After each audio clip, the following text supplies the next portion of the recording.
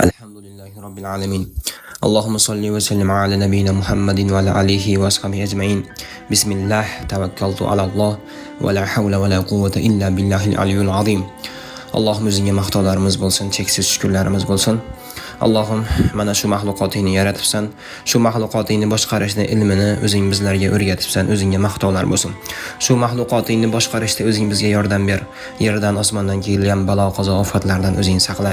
Ko'z tegishidan, nazar tegishidan Allohim o'zing saqla. Shayton va jinlarning yomonligidan saqla, odamlarning yomonligidan o'zing saqla. Mana shu ishimizni eson omon, sihat salomat, puxtalik bilan to'la to'kis ado qilishlikni nasib et. Olisdagi ota-onalarimiz, birodarlarimiz umriga, sog'liqlariga, iymonlariga barakot ber. Allohim o'zing duolarimizni qabul qil.